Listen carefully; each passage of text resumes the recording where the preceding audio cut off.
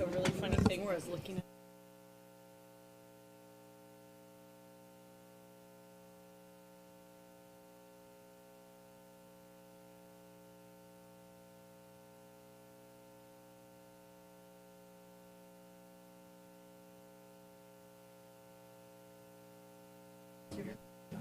Hello, everyone, and welcome to the Special Joint City Council Planning Commission Architectural Review Board meeting.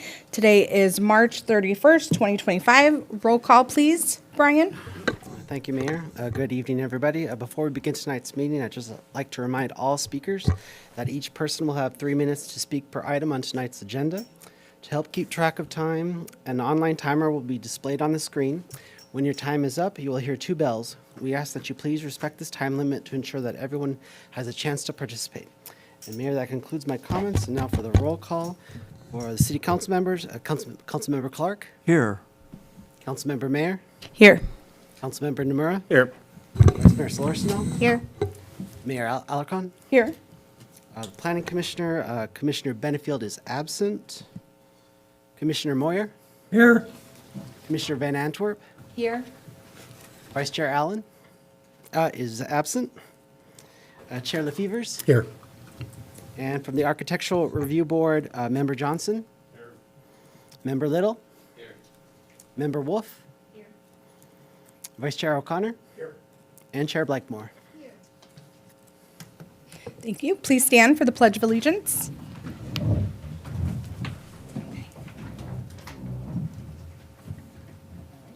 I pledge allegiance to the flag of the United States of America and to the republic for which it stands, one nation, under God, indivisible, with liberty and justice for all.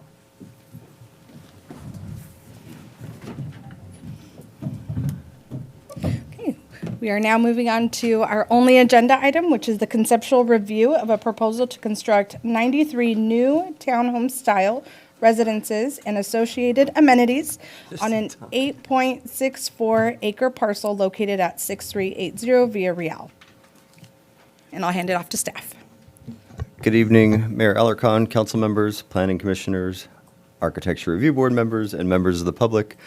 Cindy Souter is going to walk you through the concept review presentation for the Lomita Residences project. But before she does that, I wanted to ask if we could give each of the council members, planning commissioners, and ARB members a chance to disclose any ex parte communications. Even though we're not making any decisions tonight, this is in some ways the initiation of the public review process for this project. And so we want to, just make sure that everybody knows what information each of you have been privy to if you've had any kind of ex parte communications outside of this hearing. Thank you. If anyone would like to share? Yes, I do. I was at the Planning Commissioners Academy in Santa Rosa early March, and Ryan AEH, who's the EVP of City Ventures, attended on a panel discussion in a general session, and the academy was put on by Cal Cities. We did not have a private conversation. It was his presentation in which he had mentioned a project in Santa Barbara, South County, and it had to do with teaching us a little bit more about housing element and how that works. I think it was beyond housing element. I also have one other disclosure. I met with 2 folks from City Ventures back in September, late August, early September, when they had a public outreach at one of the coffee shops here in Carpinteria. And I met with them along with some other folks, with 2 gentlemen from City Ventures. That's it. Thank you, Exie. Anyone else? Okay, seeing none. All right. right. Good evening, Madam Mayor, members of the City Council, and Mr. Chair, members of the Planning Commission, and Madam Chair, and members of the ARB. Tonight, we are going to review the Lomita Lane Residences Concept Review, prepared by City Ventures. And then just the normal concept review disclaimer. So this is a concept review only. The purpose is to allow the applicant to submit tentative plans prior to the submittal of a formal project application in order to receive early feedback from the public and advisory comments and suggestions from the city's decision makers. Public comments will be heard. The decision makers will provide feedback and comments. No vote or any other type of formal action will be taken at this meeting. And this is the property at 6380 Via Real, down here in the part of the Lagunitas area. You saw a concept review here not too long ago. This is the industrial park over here. Here is the Lomita Lane Residences. This is I can't remember what it's called. It used to be called the storage place, but whatever. The storage unit's here now. The Bega campus is up here. So at the east end of town, across the freeway is the Procore complex over here, and then the Bluffs Preserve, the new one. Oh, and also to point out, just recently, this area over here was rezoned to the new RMU, higher density residential zone district, with a density of 20 to 25 units. Okay, so the project history here has been going on for a while, since like the early mid 2000s. This site was part of an original Lagunitas mixed-use project that included the existing Lagunitas neighborhood that's developed now on the north, and then a 2.5-acre city-owned park, or dedicated to be for park purposes, parcel to the west, which is down here. And then the third part of the project was for an 84,550 square foot office building with a very large parking lot facing the street. So that was the original mixed-use project. Then, along came COVID, and office buildings were no longer really a profitable venture anymore. And so now the property has been sold, and they're looking at different uses. And residential is taking the lead. And then last June, you saw this one for the another mixed-use project, where this one had the commercial component down here by Via Real, and then it was for apartments, market rate apartments, with either 159, 153, or 147 apartment units, studios, 1 bedrooms, and 2 bedrooms. And then that would have been along Via Real here, they were proposing 3 stories tall at about 32 feet tall. 3 stories high at 32 feet tall. So that's the last 2 projects. And then tonight, what's in front of you is a third proposal here. So the site is, still the 8.64 acre parcel in the MRP zone. Tonight's proposal is for 93 townhome style condominium units with 73 3-bedroom units and 15 4-bedroom units with a density of 10.76 units per acre. Each unit would have its own 2-car garage, and then spread throughout the development would be an additional 29 guest parking spaces. The units would be contained in 18 buildings with 3 to 7 units in each structure. The 2-story buildings would be about 3.5 feet tall, or 32.5 feet tall. And then the 3-story structures would be 41 feet tall. And the proposal includes 10 moderate income and 2 above moderate income units. The moderate income units would be in the affordable criteria for density bonus. And then the other 2 would be the above moderate units, which would fulfill the city's inclusionary requirement. But note that the above moderate units do not help us with our RENA counts. They just count as a regular market rate unit.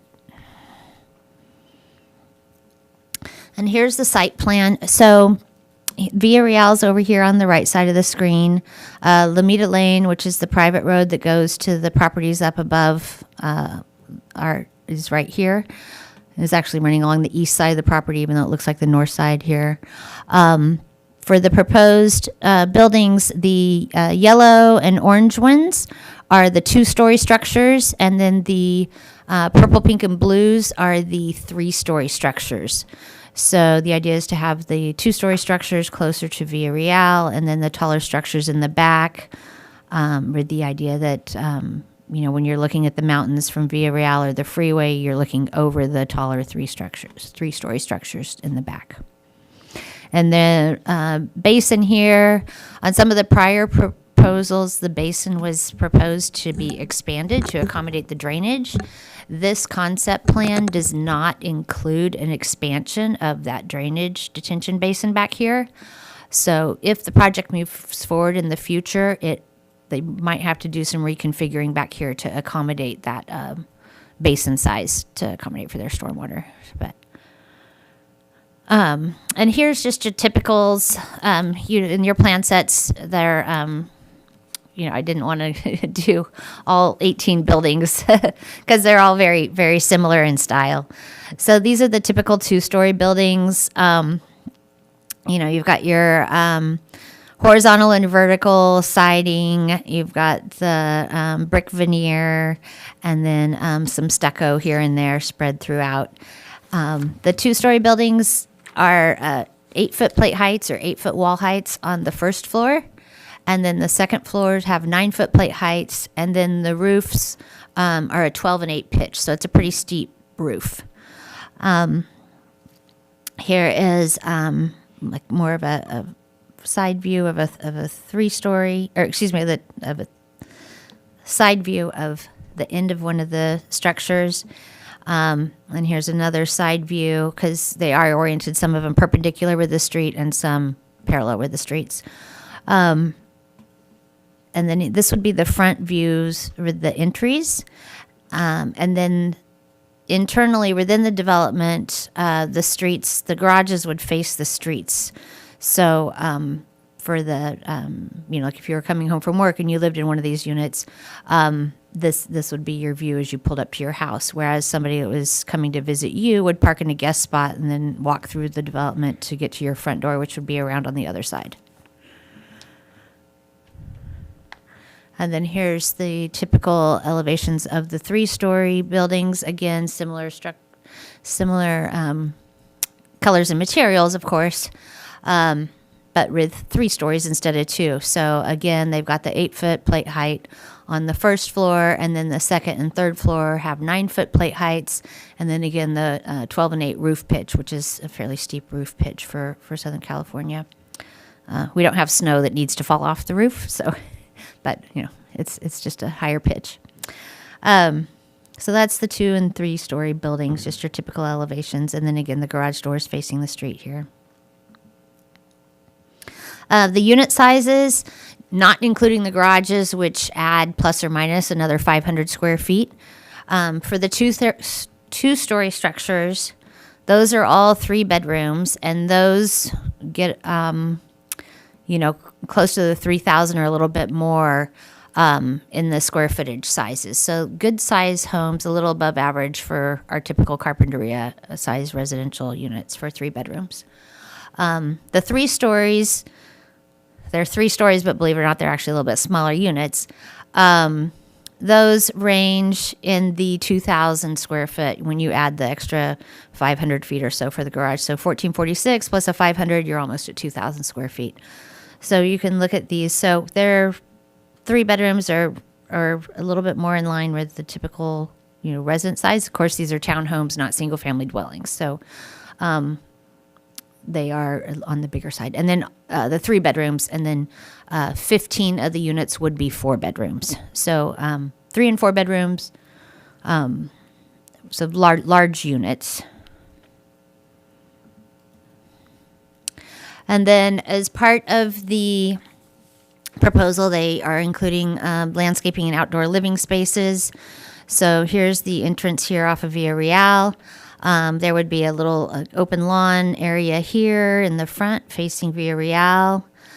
This would be like a little courtyard lawn area with a shade structure for like picnics and barbecues. And over here's some little benches for just like outdoor sitting areas to just enjoy the weather. Down here, they're proposing a little pathway to supplement the common pathways that run along the creek right now. And that's for all owners of the properties to enjoy. So those would tie in and enhance those areas. However, in the future, whatever happens with this basin expansion might change these little paths over here. And then in here, this is like a kind of long, narrow little area. Maybe kids could play soccer, kick a ball around in here. It's about 50 feet long, so not a really long space, but enough for like some younger children to be able to kick a ball around and have some playtime. And then this is like a little community garden area with some raised beds for planting fruits and vegetables and having a garden.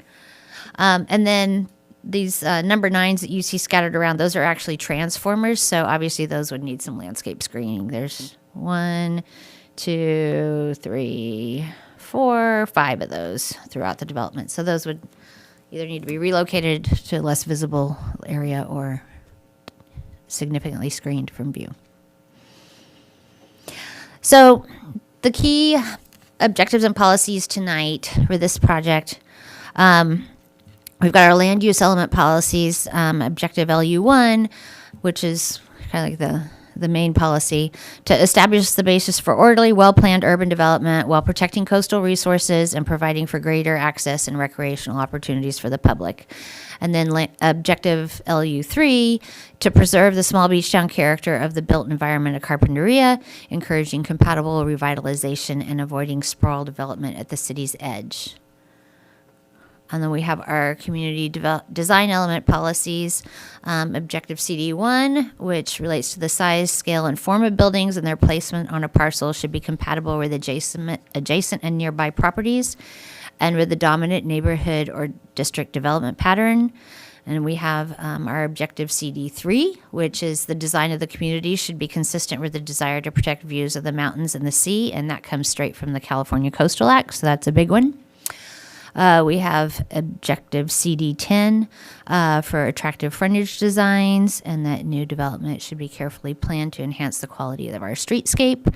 And then objective CD12 that says development should fit quietly into the area's natural and introduced landscape, deferring to open spaces and natural features, and respecting the native and the sensitive habitats, because that creek, Lagunitas Creek, is a sensitive habitat area. And then our open space, recreation, and conservation elements, objectives and policies, to preserve the natural environmental qualities of creekways and protect the riparian habitat. So, any storm drainage or whatnot would need to be properly conveyed into the basin and then metered into the creek for water quality purposes. Preserve Carpinteria's visual resources. Plans for development shall minimize cut and fill operations. And then the design of all new development shall fit with the site topography. So, if this proposal moves forward, they'll need to look at their grading and drainage plans and make sure that all that works for maintaining our natural resources and protecting the creek as well as the landforms. So tonight, for items for discussion and feedback would be neighborhood compatibility and Carpinteria's small beach town character. The site design and project layout, the overall layout, the size, height, massing, and scale of the proposed structures in relation to their surroundings, the unit sizes and number of bedrooms per unit, the outdoor recreation and functional open space areas, the architectural styles and materials, the income categories and number of affordable units, and then the proposed density. And that concludes my presentation. Thank you for your presentation. We'll go ahead and open it up for questions. Open it up to questions. We can start with ARB. Yes, Patrick.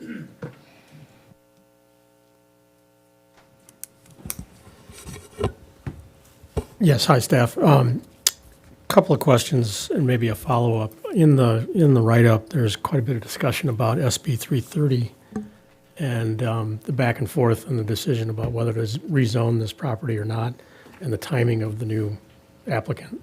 Can you talk to us about what SB 330 means in the context of the requirements and the zoning, and how it affects the evaluation?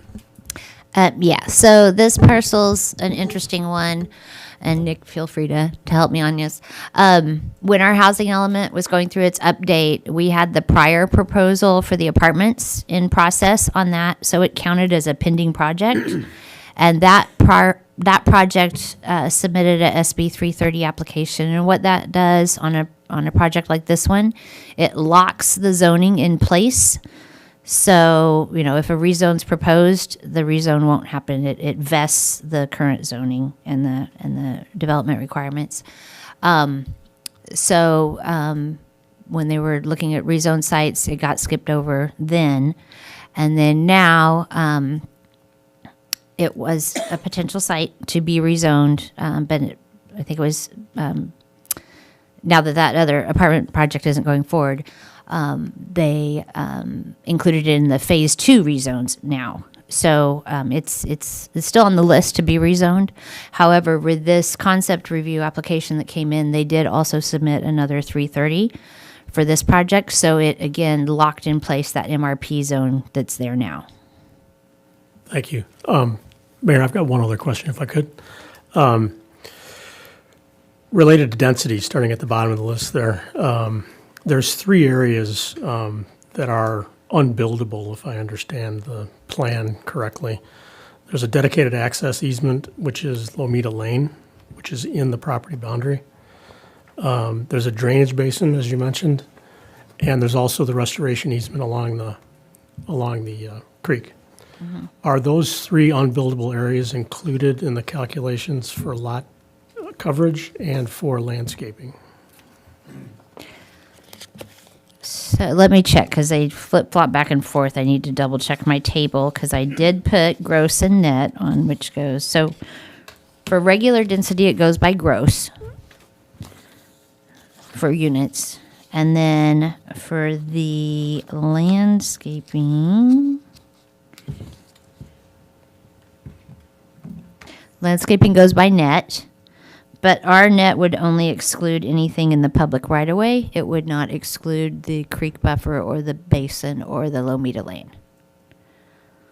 So our net on this one would include the whole, for the landscaping, is 2.68 with the detention basin and 2.31 acres without the detention basin. And then for your open space, it's the 2.68, which includes the detention basin still.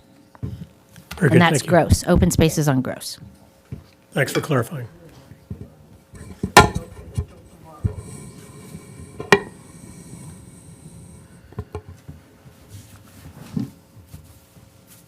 Anyone else on the ARB with any questions? Yes, I have a question. Sitting on page 10, talking about the relationship to housing elements, I'm kind of a numbers guy, being that I was a accounting major.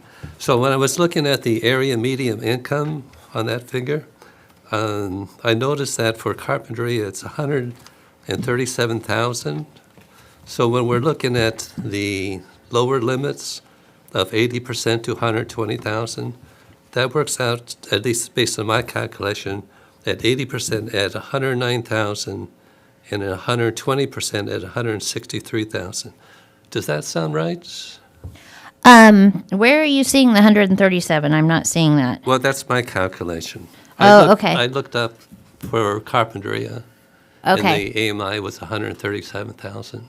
Okay, so we go by the data from the HCD, and they haven't done the new one and we use the county median income Okay. produced by the HCD, and they haven't updated it for 2025 yet. That usually happens in May, but the 2024 average median income was $119,700, I believe, and that assumes a family of 4 with this is the assumption, for a household of 4 people with a dual income and 2 children, basically, is how that works for 119,000. So when you do your 120% and your 80%, it's based off that 119 number right now. Okay. So based on the numbers, it would appear that teachers and other public servants won't be able to qualify because their income won't meet the limit. Well, it would depend, and it looks at the whole household, and then Right. there's actually there's a lot of factors involved. So, like I said, it assumes the household of 4, but like if you're a household of 2, then the adjusted average median income for a 2-person household is lower than the 119. So it really depends on the household and what the factors are. But for the moderate, probably a teacher would qualify. I don't know about the above moderate, depending on what else their household income situations were. Okay, thank you. Cindy, I may have missed it. Did you go over the grading concept of the project? No, I did not, because they don't have a grading concept.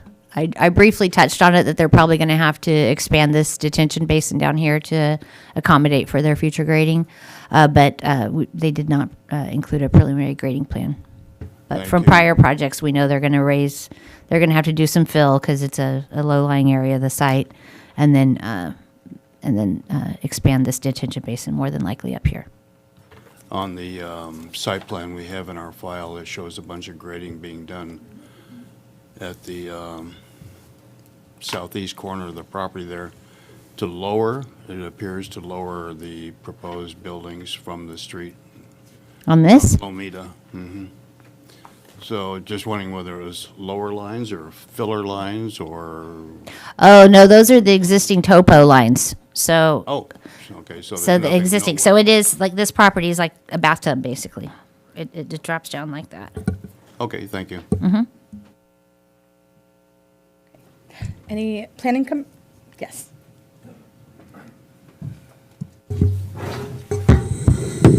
So Lamita Lane is part of this parcel, correct? Yes, Lamita Lane is the easement on this parcel. Right, and then that's a private drive, right? Correct, to serve This- the properties up above, yes. And this project will only be able to access it in emergencies, correct? Correct. Thank you.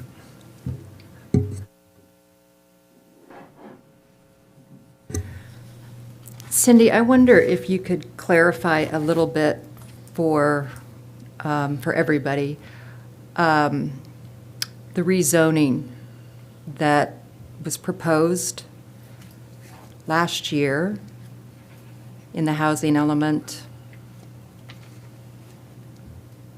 and wonder if taking a look at the property for the residential mixed use, whether or not that's something that the applicant, whether or not you discussed that with them, if they wanted to take a look at that or not. Thank you. Through the mayor, Commissioner Van Antwerp. It is something that we've brought to the attention in previous meetings with the City Ventures folks to make them aware of and present that as an option. That is something that they could take advantage of if they would like to. But so far their preference was to proceed with something more along the lines of what we have before us tonight. Okay. So it is still on the table. It is something that we could revisit if there's interest from the applicant team.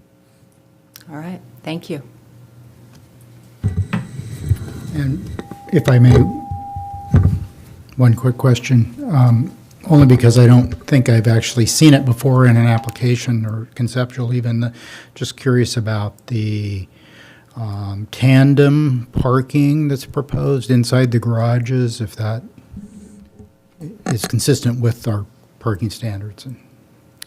It's a novelty item for sure, but for the density bonus and the waivers and concessions, or excuse me, the concessions, we could support it. It would be, if it was a regular project, it'd be like a modification to allow the parking in the garage to be tandem, but in this case, it could just be lumped into the density bonus perks.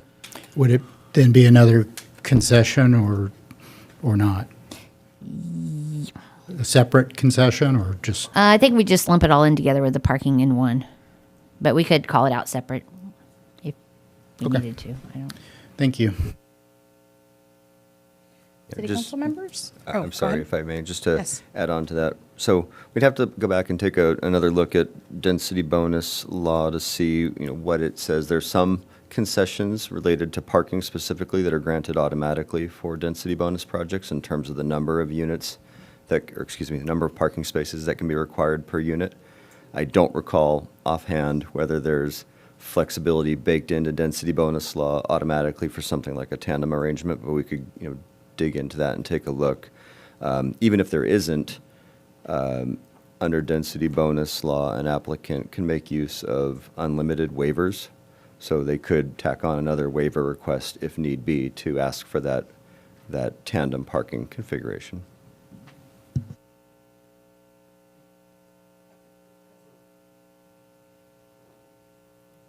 As a follow-up to the density bonus discussion, I believe the language speaks to the notion that the decision makers can't get in the way of a concession unless there is a cost, if you're not able to prove a cost reduction as part of that concession. So I'd like to flip that around the other way. And do you see the concessions actually providing a cost reduction? Are the concessions warranted?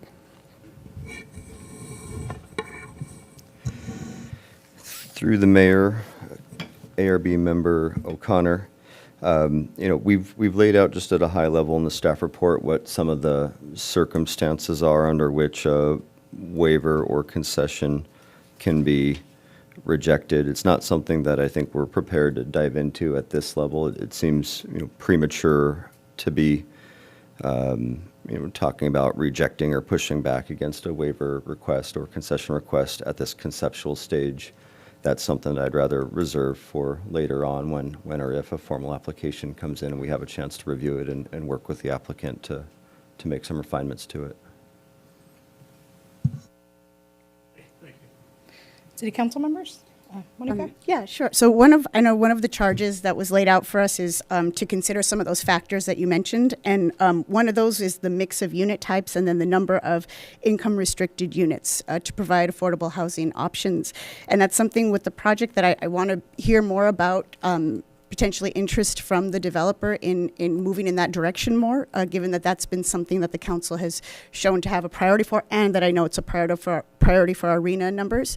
So specifically, would this be a project where we could look into how the project might satisfy that 12% inclusionary housing requirement that we have, as well as a 10% density bonus, so that we could move towards getting more affordable units that are not above moderate income, but that are truly in the affordable category? Is that something that the developer might be interested, we might ask the developer to look into?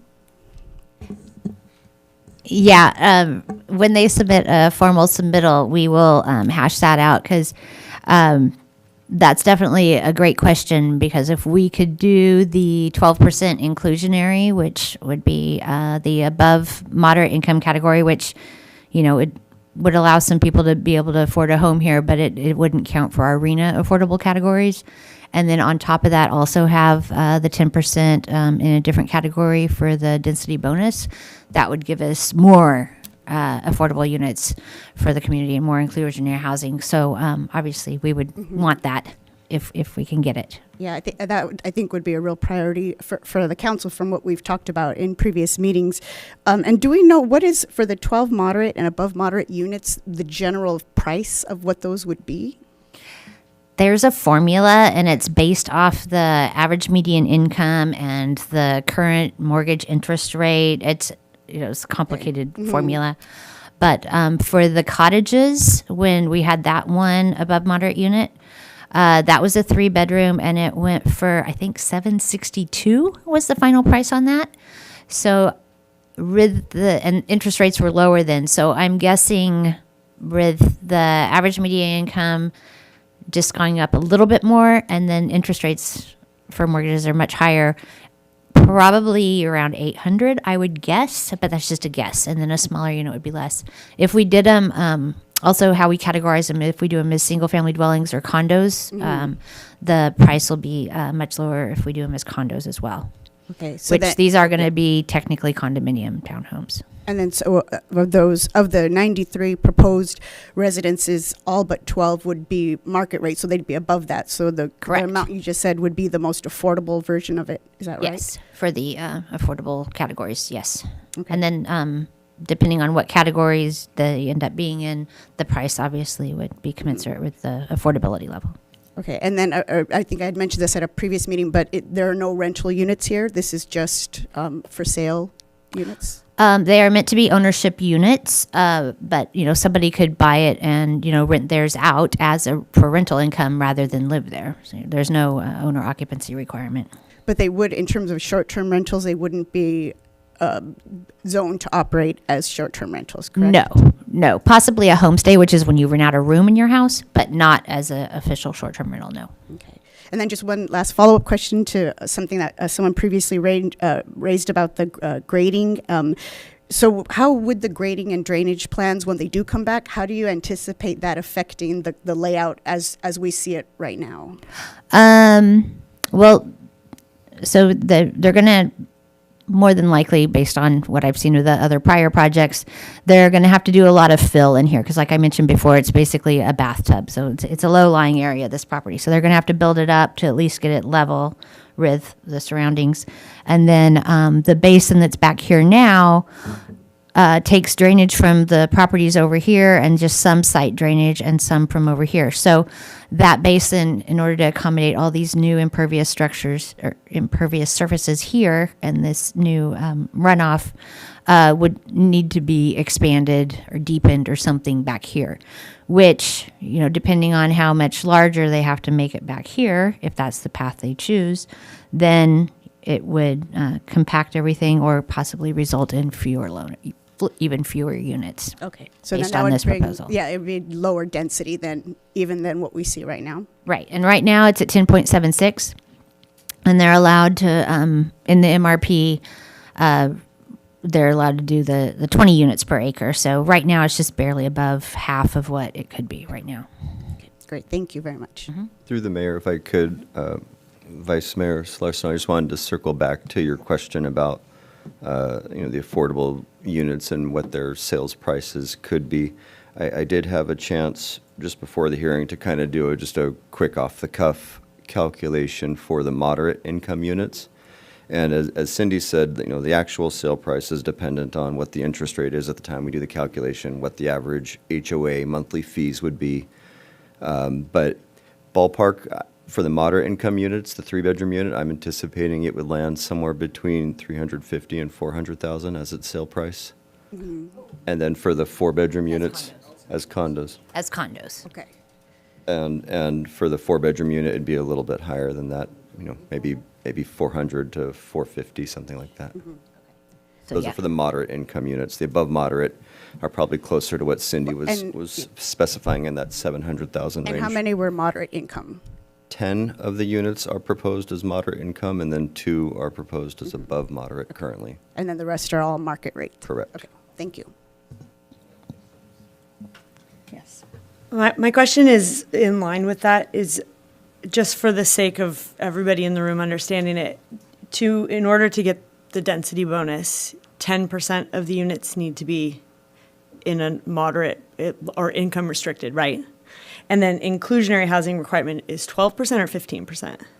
Our ordinance is 12%. That's what I and thought. our Okay. ordinance is above moderate. But Okay, density bonus is, you can do moderate, low, or very low with density bonus. okay. And so, I got it. I just wanted to make sure that I had the numbers right. Thank you. Any other questions? Yes. Sure. So the prior project, I think I remember, had underground parking? Yes, through the mayor. And sorry, I keep forgetting to say correct? that. Through the mayor. Yes, it did have underground parking. Yeah, so I'm concerned about the height of the buildings, and so, since you say it's a bathtub, it might be, underground parking might be an easy thing to do, actually. because I'm concerned with the 41 feet and then however much fill it takes. That's, sounds like we've got a big high building there. My other question was about the emergency exit on Lomita Lane. Is there some, is there proposed some sort of design hard mechanism to prevent traffic from just using it on a day-to-day basis? I'll let the applicant speak to that. If at the moment, there's not they don't have a fencing plan or anything proposed, but I'm imagining there'll be some sort of a gate with like a knockbox or something that would be closed except for emergencies or for maintenance access probably. All right, thanks. Councilmember Namura, any questions? No questions. Nope. Okay. I do have a question. Well, one of them had to do with the grading in the basin, the grading. But my other question is the neighborhood compatibility in the neighborhood behind this. What is the units per acre in the neighborhood behind this proposal? Okay, so the existing Lagunitas development, which is kind of like northwest, that is a combination of single-family homes, and then there's 12 triplexes with 36 like condo-style units also. Collectively, that's 5.2 units per acre. And then up above, literally north of this, up above on the hill, on Lomita Lane, those are, I believe, mostly 1 acre parcels up there. And that's in the unincorporated county, so I'm not exactly sure what it is, but I imagine 1E1 or R1 or something like that for 1 acre zoning. Okay.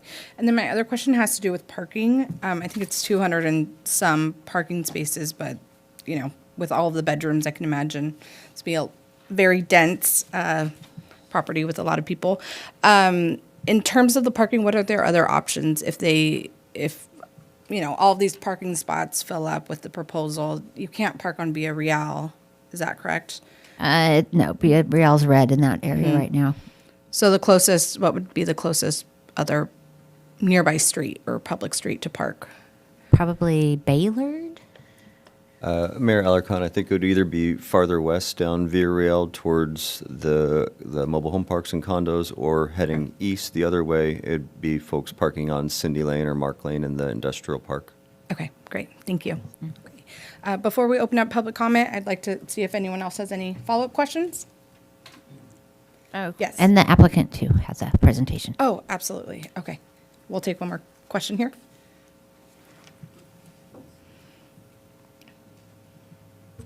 Thank you. It's only because I'm new. I'm wondering, does the city of Carpinteria have an ongoing affordable housing compliance team? So say 10 years down the road and these places have flipped 3 times. Who's monitoring to see if they're continuing to be low income or they're just investors? And I'm wondering, how long is the applicant required to be on top of this before they can jump ship? Through the mayor, board member Wolf. So to the first part of your question, we contract with the city of Santa Barbara's housing team to do our compliance work. So annually, they audit each of the affordable units to make sure that the homeowner who purchased them is still residing in the home and using it in the proper means. If a affordable homeowner decides to sell their home, then the new prospective buyer has to be qualified through the city's inclusionary housing process to make sure that their incomes fall within the proper range, and they would get vetted again either by the city of Santa Barbara's housing staff on behalf of Carpinteria. And then in terms of the inclusionary term or the affordability term, it's set up in such a way that on the inclusionary units, the initial term is for, I believe, 30 years. So if a qualified buyer purchases one of these affordable units and they were to reside in the home for the full 30-year term, then the affordability covenant would expire after 30 years, and then they could sell the home at the market rate. If they sell the home before the 30-year covenant is finished, then the clock starts over again with the new buyer. on a new 30-year term. And those go cumulatively back to back until you reach a cumulative total of 99 years.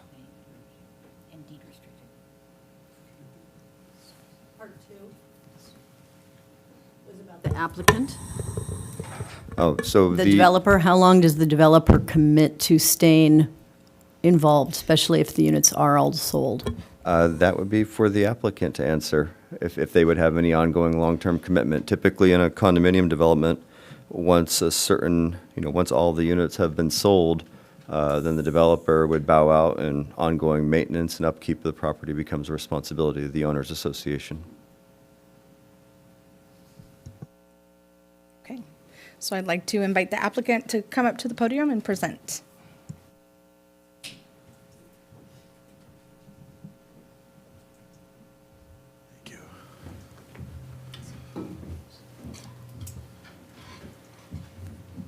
Can I click through it?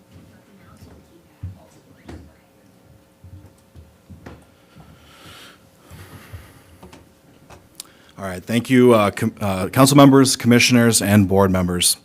I really appreciate your time tonight. We're very thankful for this type of a dedicated and detailed review. More often than not, we run into problems where we're already at public hearings and there hasn't been enough feedback from cities until the decisions are about to be made, and we really appreciate you guys all taking your time tonight to review this project with us. A team introduction. So my name is Nick Patterson. I'm with City Ventures. We are the developer and the home builder on this project. We also have our consultant team of architects at KTGY. Our landscape architect is C2 Collaborative, and our civil engineers are KES Technologies. Together, we've worked on dozens of projects entitled throughout the state of California. A little bit about who City Ventures is. First and foremost, we're a home builder. Our goal is to provide well-built and attainable homes in communities throughout the state. We have a strong track record in California with over 150 entitled communities, as well as 10,000 or more than 10,000 homes built and sold. We're also a 100% solar, all-electric home builder. We are leaders in infill development. We specialize in sustainable infill development that aligns with local and state housing goals. And this project is definitely no exception to that. I just wanted to kind of highlight here, as well as Cindy's presentation, the project site here, as well as the surrounding uses, a lot of industrial manufacturing warehouses that just have recently been rezoned, as well as obviously the Lagunitas neighborhood here, and then the residents up the hill on Lomita as well.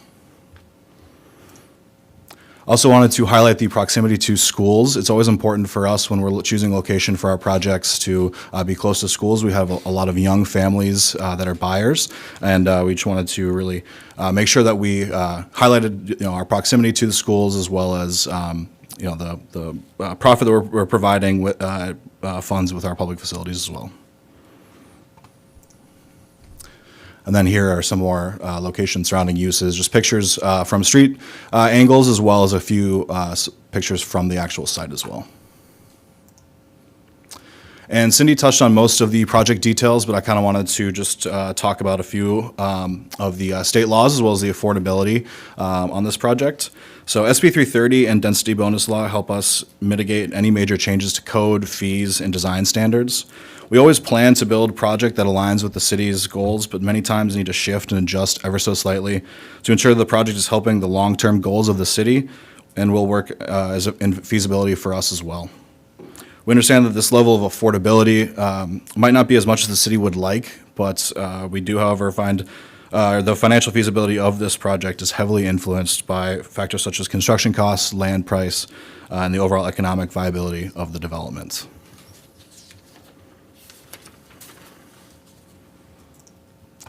Getting into definitely the more fun aspects of the project, the design details. As you can see here, we do call this elevation style that was shared before as the contemporary farmhouse style buildings. This is done in order to complement the Carpinteria's beach town feel, as well as complement the Lagunitas neighborhood that's so close to us. It's acting as a sister property in a way to this development. You'll also notice that there are private ground floor patios at every single unit with small fences that kind of gate in your patio. And as well as most of the units also have second floor balconies as well. So there's really a good mix of indoor and outdoor use for the residents to enjoy. And then, as well as Cindy shared before, but here's the landscaping plan again. I just really wanted to highlight a few points of just our main drive coming off of Via Real. Having most of our buildings have all the garages facing inwards towards the project, so there's no headlights or distractions going into the neighboring properties. We really try to make sure that we coexist very well here. And then as Cindy pointed out, there's quite a bit of open space as well. And then Lomita Lane, while it is still part of our project, and I know that's been a big talking point tonight already, we will have an emergency vehicle access gate there, so like a knockbox or a crash gate that blocks off the road for any daily use from our residents. And then here are a few site perspectives. So here's 3D renderings kind of showing the massing and the building size. This is the project entrance off of Via Real. I know another big point tonight was the grading and the drainage on this project. So we are planning on keeping a slight dip off of Via Real here. This is to ensure that the buildings aren't too tall and obstructing of any views. Here's just another view showing the common open space. This is the one that will have the public grills, the shade structures, as well as a kind of an event lawn right here as well. And these are all the two-story buildings that are here as well. And then this kind of distorted area here is just the currently landscaped Google Earth view. And then this is the view looking from the north of the site south, so towards the ocean.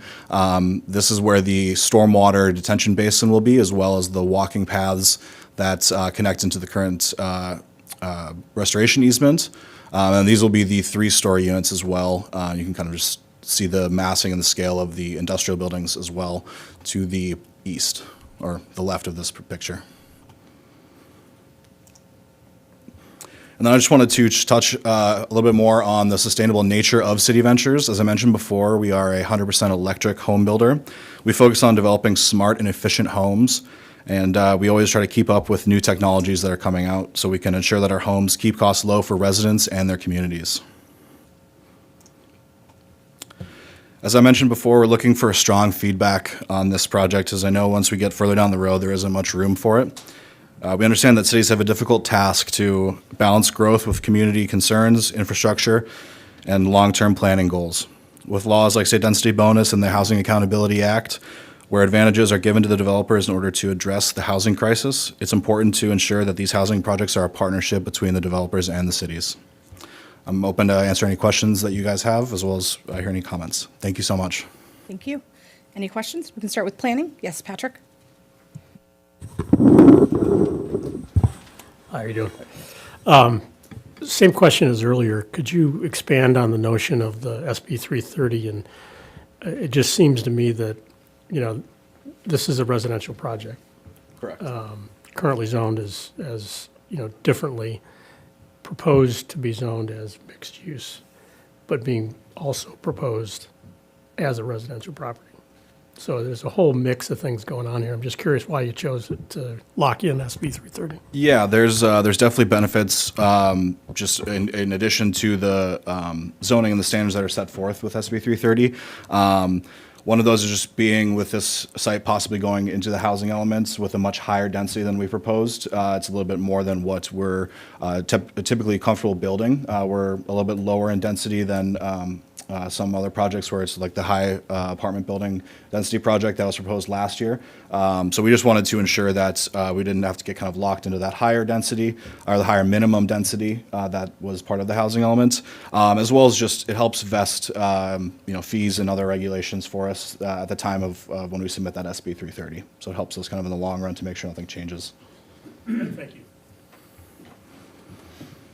Any other questions? Yes, ARB? Thank you for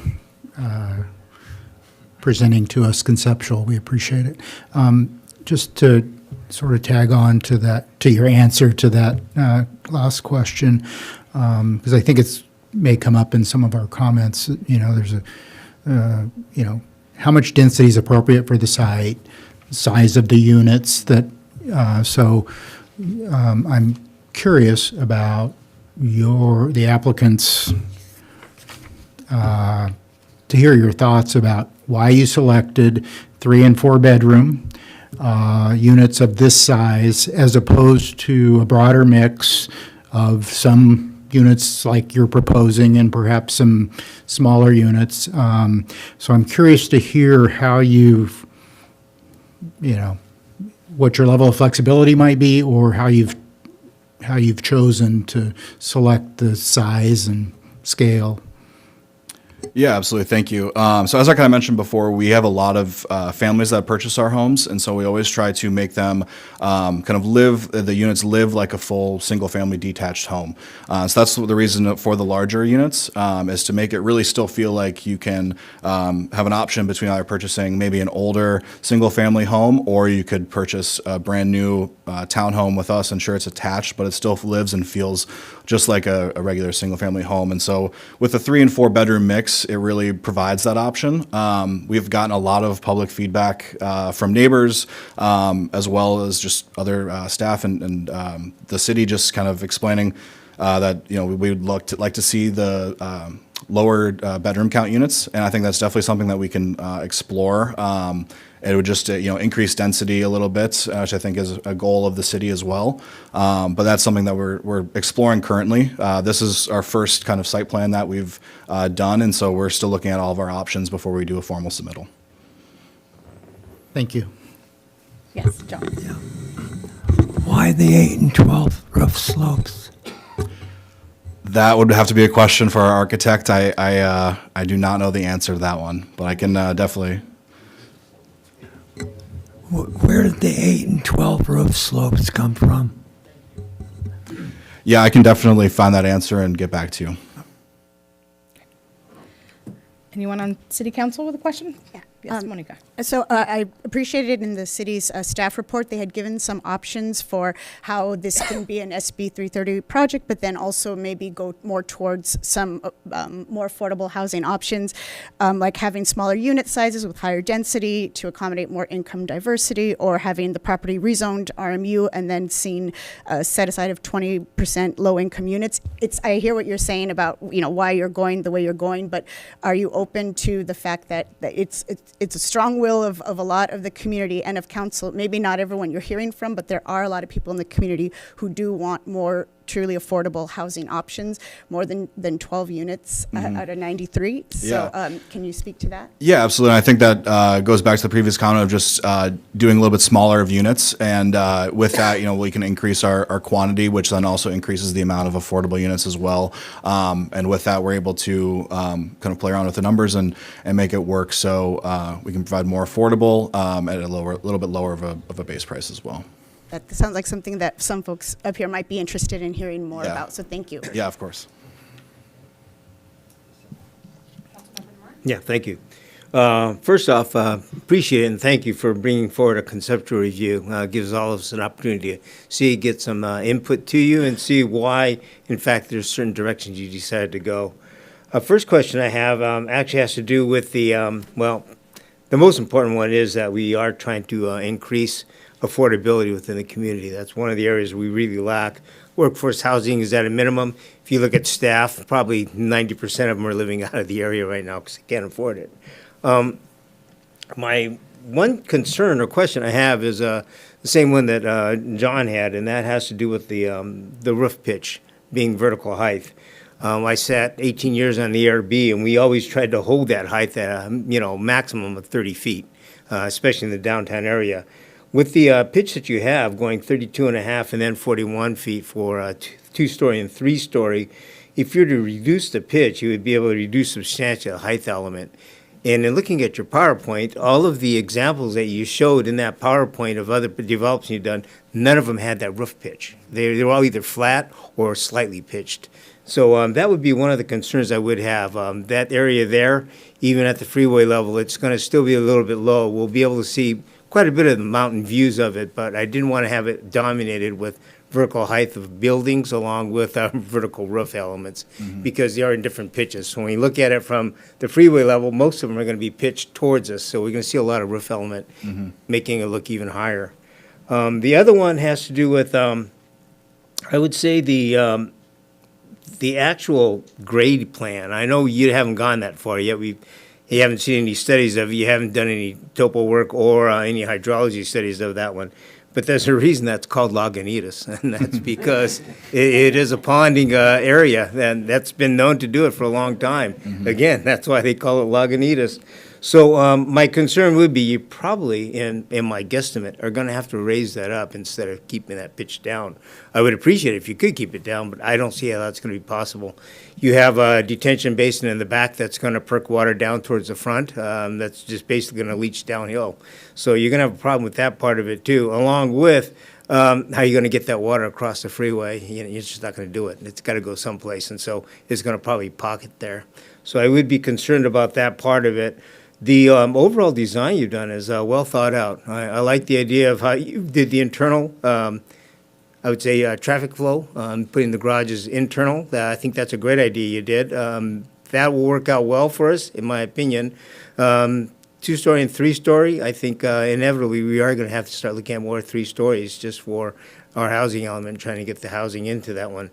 The area that you located in towards the back, I think is going to be a good compromise for us. We don't have to see it street side, whereas some of the other ones came in forward instead of backwards.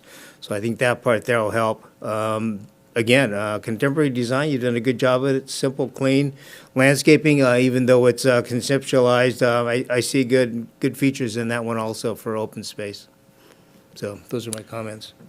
Thank you. And I actually did want to just address the grading and the drainage. I don't know if we're able to go back a few slides to the site plan. Oh, okay. Oh, perfect. So as you all know, there is that grading or that stormwater detention basin on the north side of the sites, but we also will, we're working through the plans right now, and it'll be part of our civil set when we do formally submit, but we will have infiltration systems under all of the landscaped areas throughout the site. So these kind of 3 main ones right here will all have infiltration systems. So what that does is stormwater seeps into it and its tanks, and then it slowly seeps into the groundwater from there.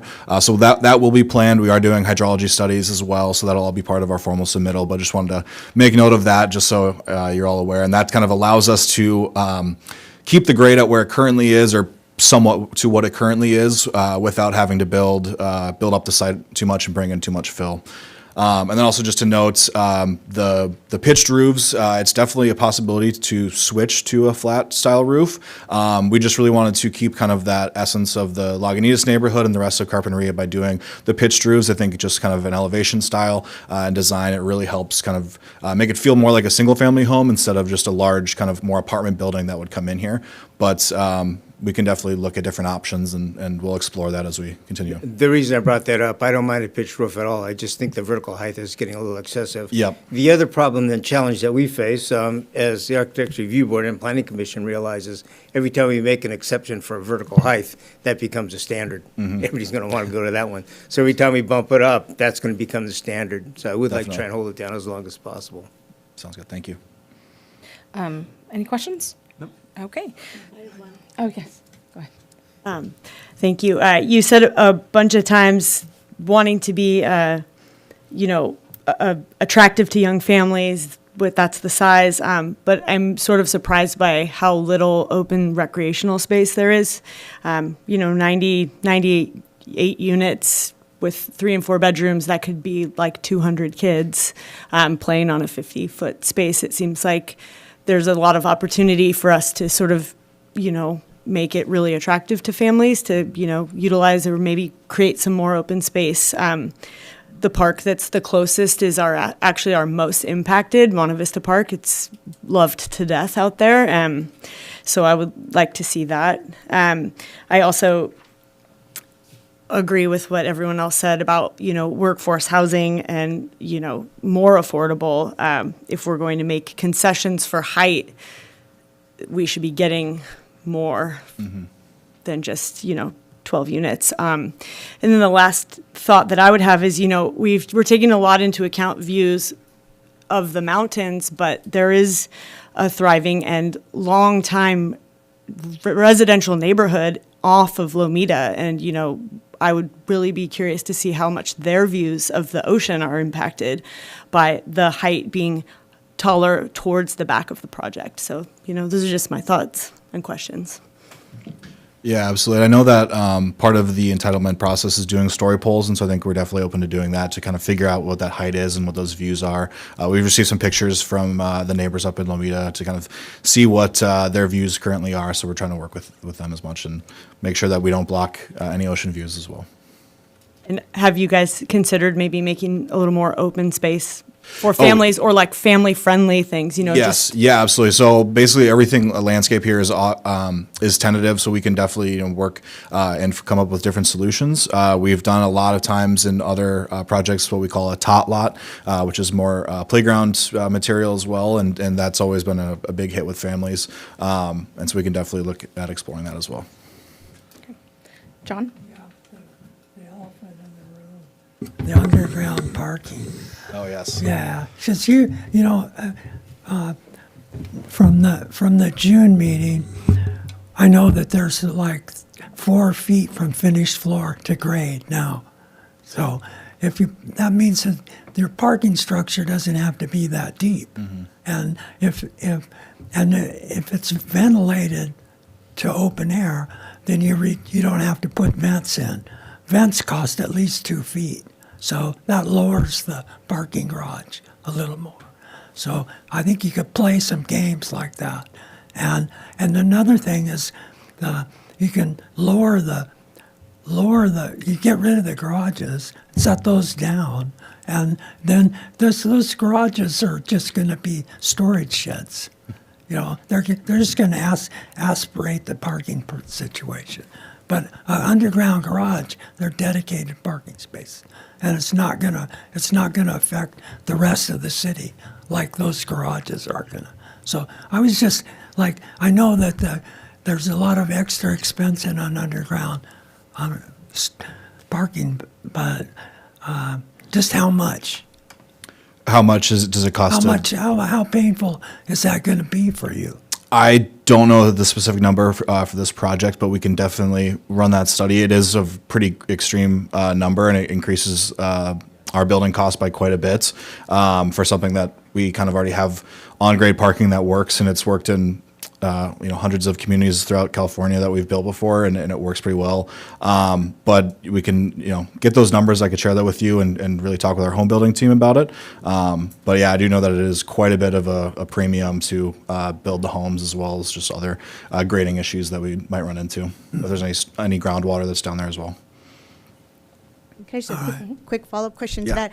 So our Mayor Alarcon had brought up the parking situation too, and you mentioned that the way that you've done it has worked in a lot of communities. That's a really heavily impacted parking part of town, though, here in this community. Yep. So I think that I'd like to hear more what your thoughts are about concerns with parking, whether it's people using the garages for storage or people having, if it's a 4-bedroom, if they're having adult children living with them, there are multiple cars per family. How do you envision, given that there's no parking on that part of Villarreal and the Baylord area is really congested and overparked? What are your thoughts about that? Yeah, it's definitely always a concern. This parking is just one of the biggest things that we always face when we're building these and designing these projects. 2-car garages we found for 3 and 4 bedrooms is typically the maximum amount of cars that people will have. And to your point, yes, when you have a family and there's kids that are driving now, they definitely might have an extra car. We do have 29 parking spaces throughout the site. We can work to make sure that those are all well allocated. We also won't allow, to the comment earlier about street parking on Villarreal and Lomita Lane. We'll make sure that that's in our CCNRs that you cannot park there. I know it's already red, but I think that kind of given the statistics that we've seen, we haven't had too many issues with 2-car garages for every single unit before. But really quickly, so the 26 spots, those are guest spots, or though, 29, right? yes. 29, those wouldn't be for family members. to Yes, park. so it'll be part of the HOA to monitor those. So I'm sorry I misspoke, but so both 2-car garages are typically they work very well for this product type that we build. Yes, John. Can the HOA regulate what the garages are used for? They can, yes. So you can make sure that cars are parking there instead of it being for storage. Now, that's been an issue here, because when it's come up before, I've been told that there's nothing the city can do about it. And that, you know, once they're built, and how do you regulate that? It's, you know, when you go down the street towards Baylord and you look at Legoland, that is parking at its very worst. And the reason is all of those units have 2-car garages. What are they using them for? So it's a problem. You know, it might not be a problem somewhere else, but in this town, it is. So. Yeah, we'll definitely make sure that it's in our CCNRs and part of our HOA to monitor all of that and make sure that the residents are staying on top of it. Okay. To this point, if I may, sorry, I just wanted Yes. to interrupt on this one item. So there are a lot of, past projects in the city that were approved, as Commissioner Moyer pointed out, that maybe had 2-car parking, two parking spaces, dedicated per unit, but haven't been enforced either because it wasn't required in the conditions of approval, or it wasn't required in the CCNRs, or the HOA has just chosen not to enforce it. More recently, I'd say in the last 10 to 15 years, the city has been a little bit more diligent about requiring as a project condition of approval that dedication of the garages to vehicle parking be put into the CCNRs, and putting the onus then on the HOA to enforce it. It still becomes an enforcement challenge for the city to make sure that the HOA, is doing its job, but at least it does give us the tool that if we find out that an association isn't enforcing the requirement, that we have some recourse to then push back on the HOA and bring them back into compliance. So there are, some examples of that working out, but, to your point, it becomes an ongoing enforcement challenge for sure. Thanks.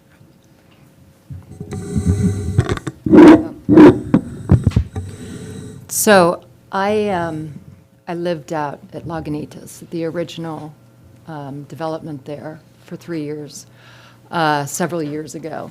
And you're looking at kind of doubling the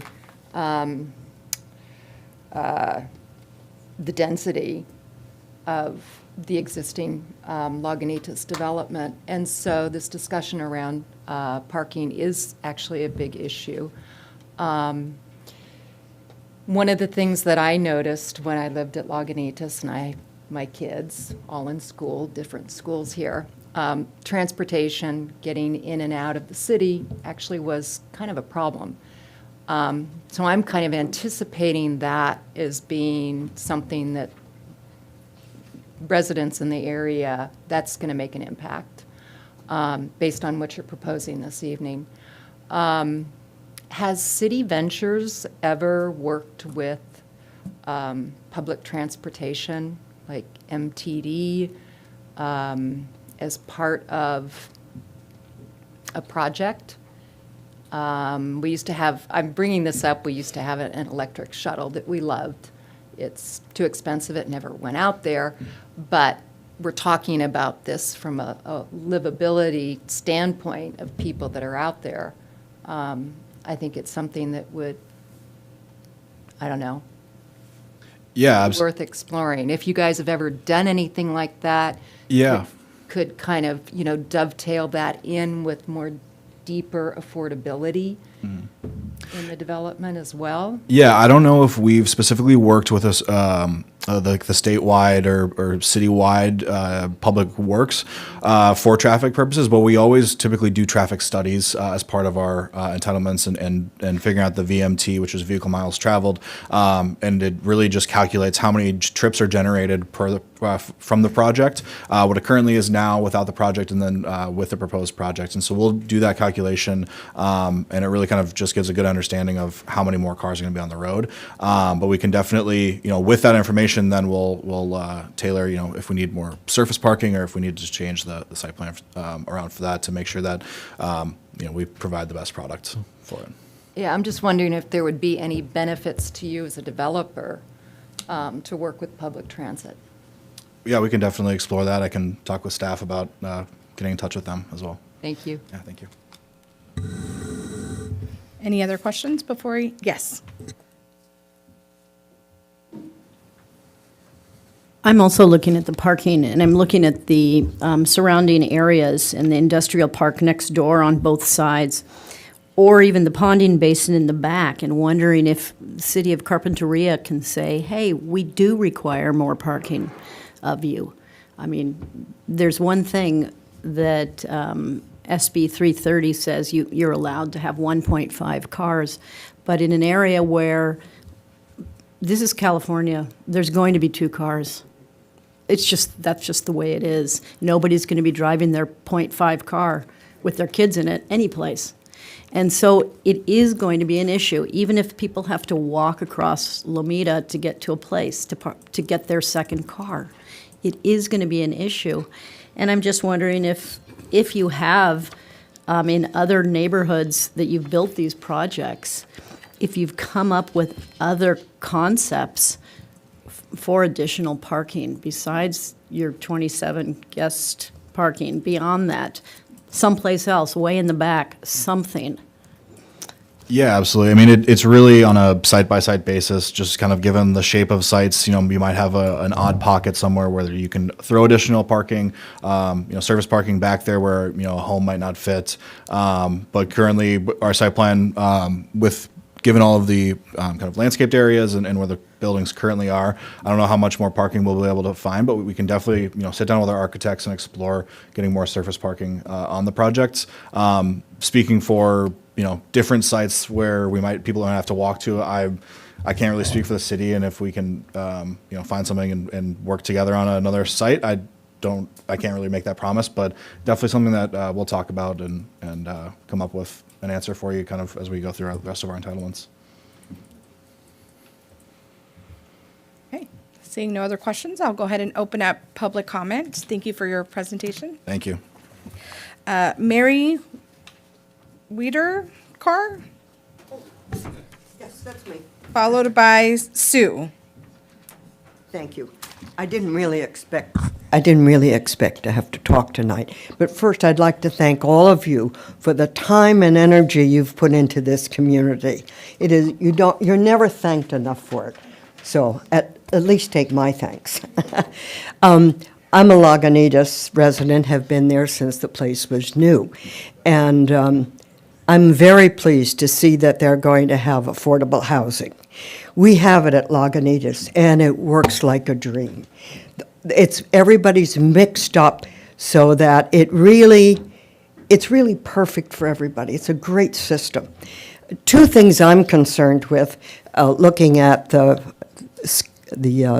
site map tonight. Number 1, where is there a 3-story apartment house or housing in Carpinteria?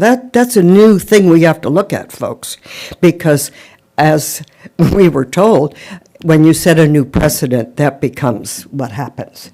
Do we want a 3-story town? I don't think so.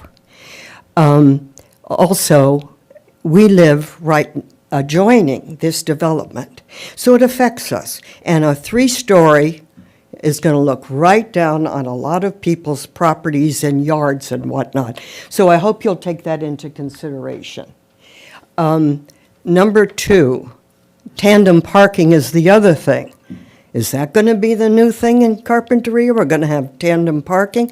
Don't have it yet. And I think we all are wise enough to know it's not going to work. They're not going to put 2 cars in tandem parking. That's really difficult. So that's something for you to consider. Also, as a Lagunitas resident, I have real concerns that this property is not going to provide any time for, any place for recreation for these kids. When you have a 4-bedroom house, you're going to have a lot of kids. Well, there's no fence between your property and our huge soccer field and our children's playground. So where do you think those kids are going to go? They're going to come over to us, to our development, and use our facilities. So you need to take that into account and be good neighbors and put up a fence or something so that we're not burdened with having to maintain property that's being used by the other developments' families. I think that's it. Thank you. Thank you for your comments. Sue Skenderian? Skenderian, thank you.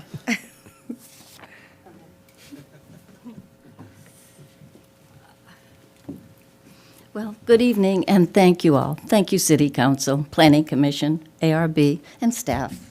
You really do a good job here, and I appreciate all the time and work and effort you put into it. I come from a different sort of place. What I'm saying is, yes, we're going to have 93 condos.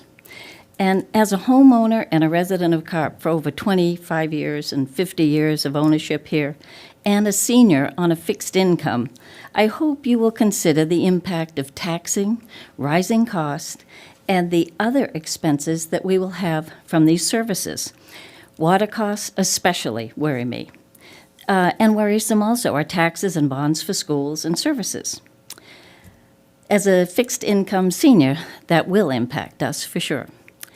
I think we have to think too about this. We mentioned in a small little sentence, our small town feel. I think that somebody here, Mr. Bobroff, knows what I think about small town feel. I think we've lost that. We are a small community between mountains, a channel, state park, and the railroad. The reality is there's just so much space for developments of this size. As we all know, parking is now overflowing. If you go out on the street here, you'll see it on Carp Ave. That's not because the hotels don't have parking spaces. They do. It's just lined up. It goes into Arbor Verde, side streets. I live on, Calle Arena. That is parked up pretty full. And parking generally all over the city is a big problem. And more cars, whether they're over there at this new development, they're going to go out, they're riding around, and that's just more cars to find a place to park. When the city is considering this and other developments, which I know are coming, of this size, please be very aware of the overall impact this will have on the quality of life in Carpinteria. The ability of residents to stay in the homes that they plan to stay in as senior adults. That's what I would ask you to think of. Thank you very much. Thank you for your comments. Brian Gundoff? Hi. Thank you all very much. Appreciate it. My wife and I live in Lagunitas. We were original residents there. And I want to thank City Ventures and Nick. They're the first of the developers who have come here, who've been really responsive and have solicited our thoughts and have tried to work with us up front. So congratulations. I've had nothing good to say about the others, but these guys have been terrific. Could you put up, let's see, which map is it? The site plan map, please, the one that's in color? Can I see that one, so I could reference it for a second? Yes. And so you do have just under 2 minutes of public comment, so I want to be sure you use your time. I'm looking. Perfect, okay, All right. thank you. Can I step up here so I can point? Sure, you may. Thank you. Yeah, no, this one, for a moment. I am concerned, as everyone is, about 3 stories. One thought I had, we live back up here. One thought I had, and I really understand where you're getting them away from Villarreal, but these are going to be really in our face, so to speak, in Lagunitas, because they're right up against our property line. I was wondering if perhaps, and I know you gotta keep the views of the mountains, these, which are the ones that would be right up against us, perhaps could be situated in here, so they're over by Lameda Lane, or over here. I know you don't want to get too close to the street. I just like to put it out there as an idea to try and get these higher ones, whether they're 3-story or whatever they are, not against us, but here where they probably would be far less objectionable to us and still not kill your views. That's one thing I wanted to put out there. The other thing is, can I please have the map that shows the surrounding areas, the one that you guys showed me before? That's it, I think. Is that? Yes, thank you. We were talking about places for the kids to play. One thought that I've discussed with Nick that I think might solve the problem and solve another problem for us. The piece of dedicated land that's right in here, that's roughly 2.5 acres, that can be a city park, that's been discussed as a possible paddleball area, been discussed as a possible dog park. Both of those things are things that we in Lagunitas hate because of the noise. But if you do a kiddie park here, which is something that I did talk to Nick about, you would have something that probably would work good with the people in Lagunitas and would provide an answer perhaps to where the kids are going to play. And, you know, it would, instead of having a terribly noisy paddleball thing, which would be awful for both developments, or the dogs, which could be terrible for both developments, you could essentially satisfy that need by dedicating and making part of the whole deal that that city park, so that it doesn't get written out later. Basically, it's effectively a part of it from the beginning. I see my time is up. Thank you all very much. Thank you for your comments. Donald Bensu?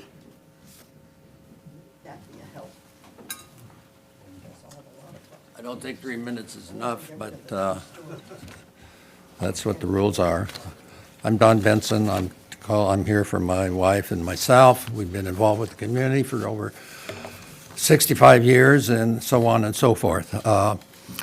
We support housing as a project that would replicate the architecture of the existing Lagunitas housing, which is what we prefer. Aesthetically, this would strengthen the integration of the proposed and the existing residential properties, rather than introducing a different architectural style. The plan calls for states that there's 8.63 acres of land, 11 units per acre, 93 units, and we feel that because of the Lomita Lane and because of the detention basin, that there's really only 5.95 acres, resulting in a development which has 15.5 units per acre. We would support 11 units per acre for the usable 5.59 portion of the site for a maximum of 66 units. We are opposed to the 3-story project and the waivers of the city's maximum height limit. We support reducing 3-story portion to 2-story, which can be achieved by introducing underground parking below the grade, similar to what they had on the previous project.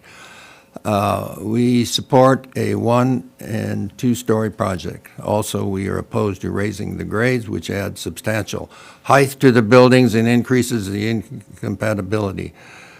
The additional height adds size, bulk, and mass to the buildings. Our home is 50 feet above, and we look directly down at the project with 3 stories. The project would be visible from a number of public and viewing areas, including roads and other places. The project is too large and massive. The Lagunitas houses are 1 and 2 stories with sloping textures roof, and with plantings dispersed around.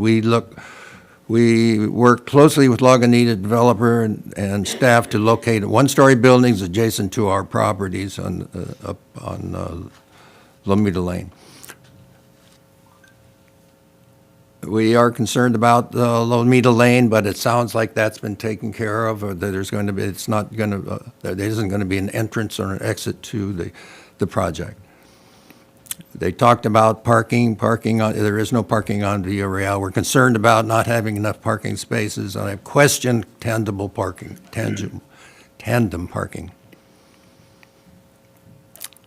It is imperative to have that the lighting be dark sky lighting, similar to the lighting of existing Lagunitas, with 12-foot high down-facing street lights, and the lighting be shielded. Lomita Lane is a dark sky environment. Anyway, I got started, but I didn't get very far. I have some photographs. I think that the public should see them. I'll go ahead and take them. Thank you. Kind of puts everything into perspective. Great. Thank you, and thank you for your comments. You can pass them this way. Next, we have Robert S. Good luck for that one. Yeah, that's why I didn't try. Thanks, Don. Here I am again. Hi, my name is Robert Swalge, and I'd like to acknowledge Mayor Alcon and the rest of our city council, as well as some Richard. Hey, you numbered new faces here, and everyone here at the Planning Commission. Some I have seen before, and others are new faces as well. So I'm wasting my time with all that, but I'm here as a homeowner, not wearing my other hat. I've been involved at Lagunitas for 10 years on the board, and I have seen. I have a couple concerns. It appears that our CCNRs are going to be ignored, or at least circumvented, as this development goes on, as a result of maybe COVID and the fact that the new owners won't make as much money with this development. But given and I'm real happy to have met you that one time. Given that I have a couple of big concerns, and that is, we do have our 30-foot limitation in Carpinteria that we're making some changes at the Palms, but this 41 feet is excessive.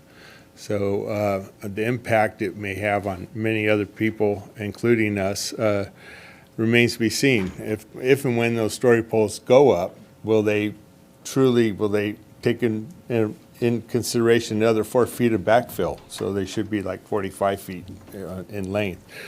Another part, very concerning, or that's actually interesting to me, is that the total acreage, it includes Loma Linda Lane, and as well as the buffer zone that we have. We have a creek that goes through that separates the commercial property as well as Lagunitas, and there's a 50-yard buffer zone that cannot be modified or changed, but that can't be included, and it's a significant amount of space that is also included in the developers' statistics.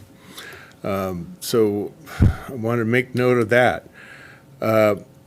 Another interesting component, I'm almost out of time, is the unit sizes. If you use the 2+1 formula, which is what we have, is what everybody seems to be falling back on, we find that the total number of bedrooms exceeds the proposal from the past with all of the apartment buildings.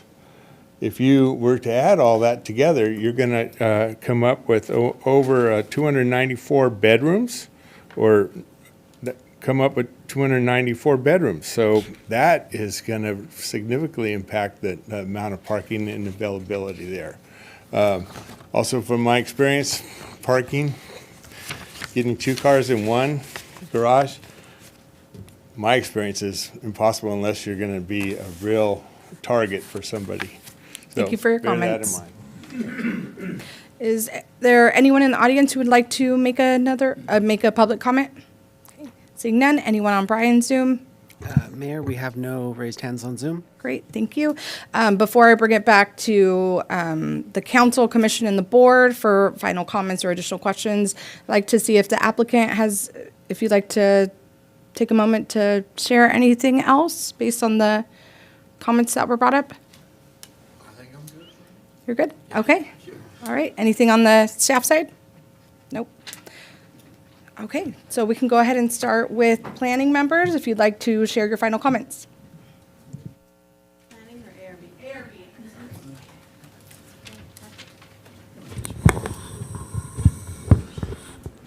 Thank you, Mayor.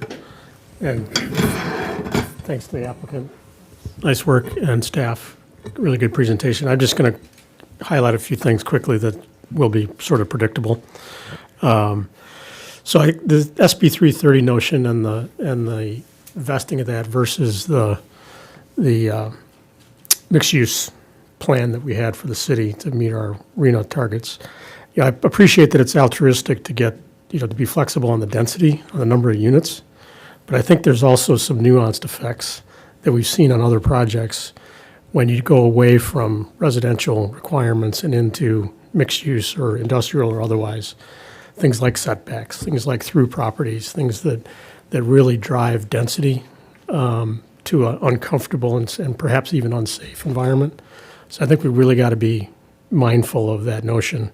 And that leads to the unbuildable area. I really struggle with the notion that we include in our ordinances, albeit the ability to include those unbuildable areas in the square footage for density, lot coverage, landscaping, and all the like. I think it just invites, density where it really doesn't help the situation.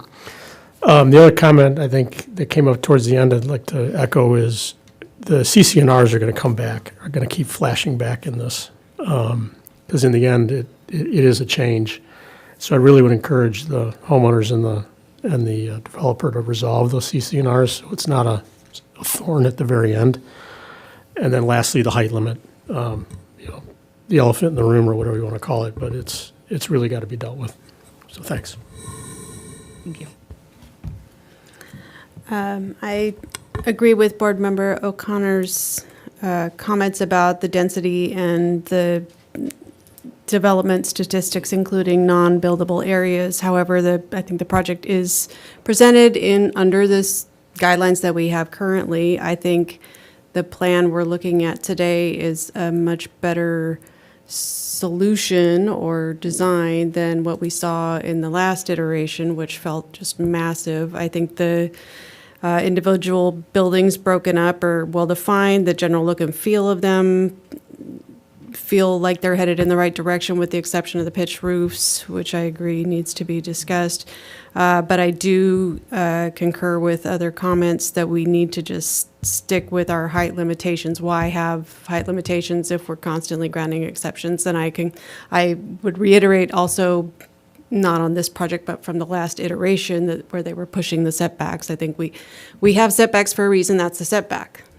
That's done. I don't think we need to allow any excess for that. I agree with the parking situation. And again, going back to the square footages, the parking is really the number of site parking spaces that they have to provide is being dictated by things other than in this room. The state of California, the bonus density, and all these things are deciding how many parking spaces they need to provide. And we don't necessarily have a lot of flexibility in changing that, is my understanding. I could be wrong. But I think your idea of the park for the kids is incredible. And I would encourage anybody who could make that happen to further that. I think that's a great option, especially that part of town. There's a lot of people that would use that, and I think that would be amazing. Just in terms of the landscape and the actually things I know about, don't love the dead-end lanes on all these kind of areas where you drive down if somebody doesn't know where they're going. Like if I drove in there and you get to a dead end, then you're backing up all the way. Just as a general rule, I don't love that in terms of design. But obviously you have to do what you have to do, but I think maybe some thought could be put into trying to get around that. And please, please, please do not plant any Tippewana tipus on the drives. We've been down that road. Tippewana tipus do not belong on city streets. And just the planting plan in general, I do think with a development this size, we would warrant trees larger than 24-inch box on at least several of the species. And those are my comments. Thank you.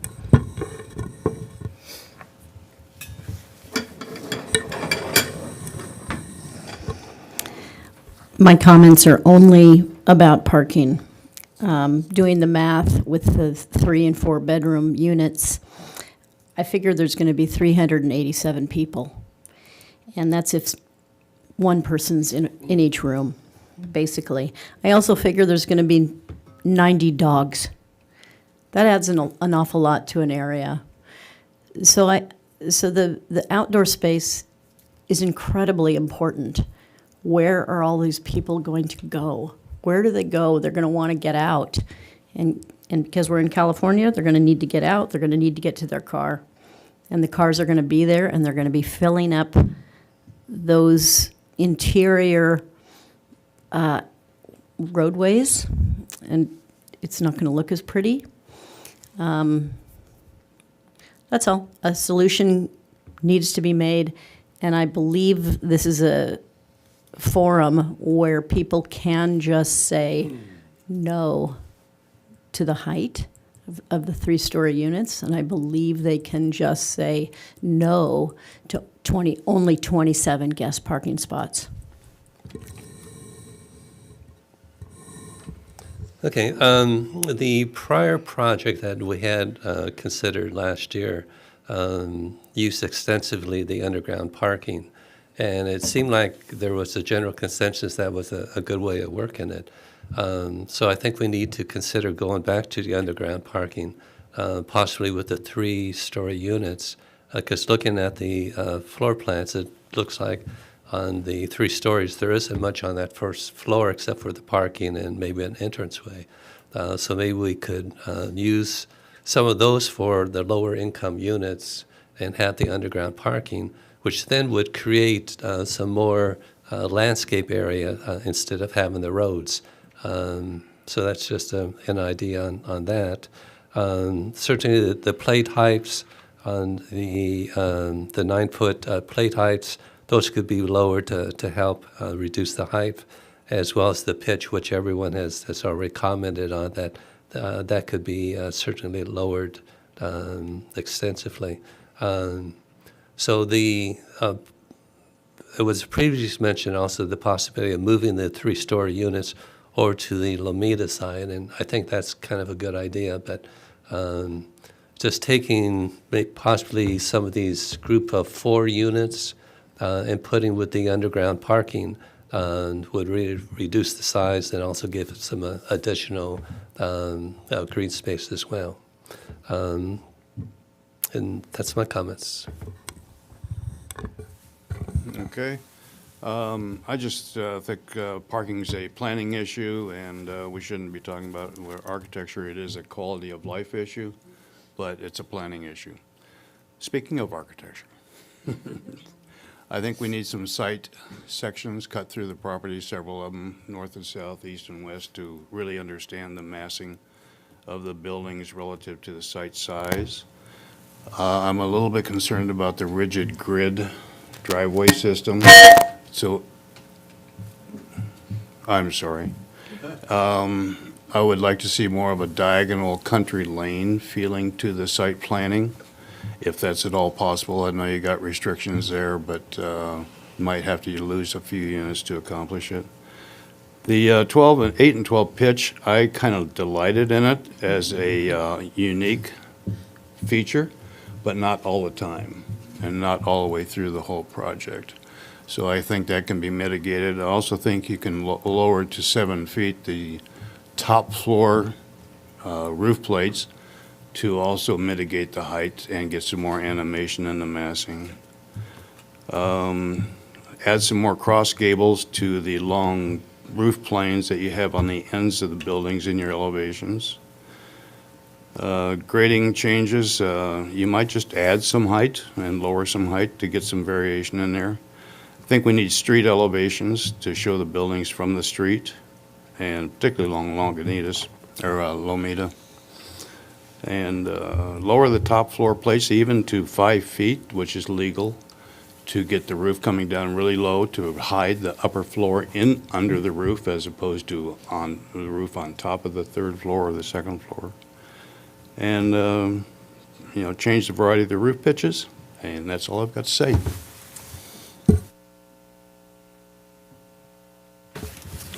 Okay, well, I'd like to see